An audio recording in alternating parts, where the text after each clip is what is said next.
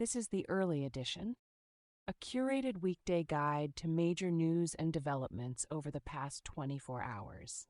Curated by Elizabeth Jennings and read by an automated voice. Published October 20th, 2025 on Just Security, an essential resource for those shaping a just and secure world. Here's today's news. U.S. Caribbean operations. Colombian President Gustavo Petro accused the United States of murdering an innocent fisherman during a U.S. strike in September. In response, President Donald Trump announced on Sunday that he would withdraw aid to Colombia and impose new tariffs on the country. U.S. government officials have committed a murder and violated our sovereignty in territorial waters, Petro wrote on social media. He identified the victim of the September strike as Alejandro Carranza, a Colombian fisherman. The Colombian president's comments prompted Trump to accuse him of being an illegal drug dealer who had a fresh mouth toward America. Simon Romero, Genevieve Glatsky, and Zolan Kano-Young's report for the New York Times. On Sunday, Secretary of Defense Pete Hegseth announced on social media that a U.S. strike on Friday killed 3 men and destroyed another boat the Trump administration claims was running drugs in the Caribbean. Hegseth said the boat was affiliated with the National Liberation Army, a Colombian rebel group known as the ELN. As with previous U.S. strikes against suspected drug runners in the Caribbean, Hegseth provided no evidence for his claims. It was the 7th boat known to have been attacked since early September as part of the Trump administration's use of the military to kill people suspected of smuggling drugs as if they were enemy soldiers in a war rather than arresting them as criminals. Carol Rosenberg, Charlie Savage, and Eric Schmidt report for the New York Times. But it was the first time the Trump administration named the ELN as the target of a strike. On Saturday, Trump announced that the United States was returning 2 survivors of an earlier U.S. strike to their home countries of Colombia and Ecuador, where they would be detained and processed. The move means that the U.S. military will not have to grapple with thorny legal issues surrounding military detention for suspected drug traffickers. Phil Stewart and Idris Ali report for Reuters. All of these people have been blown up without any evidence of a crime, Senator Rand Paul told Meet the Press' Kristen Welker on Sunday. When you kill someone, if you're not in a declared war, you really need to know someone's name at least. You have to accuse them of something. You have to present evidence. Israel-Hamas war ceasefire. Over the weekend, the ceasefire in Gaza unraveled. Israel accused Hamas of violating the agreement and, in response, resumed its bombing of the enclave and temporarily suspended the delivery of humanitarian aid. By Sunday night, however, Israel said it had begun the renewed enforcement of the ceasefire. Isabel Kirshner reports for the New York Times.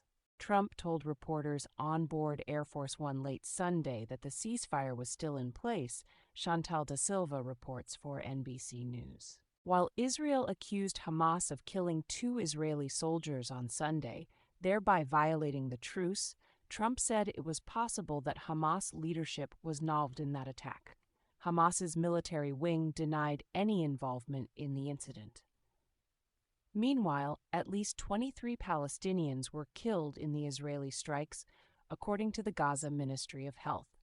Barak Ravid and Mark Caputo report for Axios. Trump's special envoy, Steve Witkoff, and his advisor and son-in-law, Jared Kushner, have returned to Israel this week to oversee the ceasefire agreement, reports The Guardian. Russia-Ukraine war. In a phone call with Trump on Thursday, Russian President Vladimir Putin demanded Ukraine surrender full control of Donetsk, a strategically vital region in eastern Ukraine, as a condition for ending the war, the Washington Post's Michael Birnbaum reports.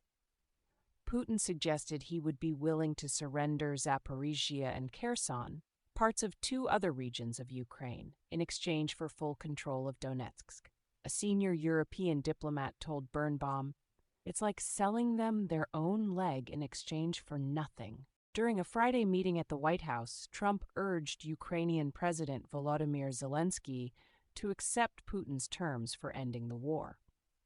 Trump tossed aside maps of the front line in Ukraine, insisted Zelensky surrender the entire Donbas region to Putin, and repeatedly echoed talking points the Russian leader had made in their call a day earlier. Christopher Miller, Max Seddon, Henry Foy, and Amy McKinnon report for the Financial Times. Zelensky had gone to the White House to try to secure U.S. Tomahawk missiles for its war with Russia, but Trump denied the request. Trump told reporters following his meeting with Zelensky that the war should end immediately. You go by the battle line wherever it is. Otherwise, it's too complicated. You'll never be able to figure it out. You stop at the battle line. Laura Sharman reports for CNN. China. One of the top commanders in the Chinese military has been ousted. Zhen He-Weidong, the number 3 figure in China's military hierarchy, will now be prosecuted on charges of corruption and abuse of power, confirming that the Chinese leader Xi Jinping's extraordinary succession of purges in the People's Liberation Army had reached its topmost ranks. Chris Buckley reports for the New York Times. China's leaders are meeting this week to set the country's policy agenda for the next 5 years.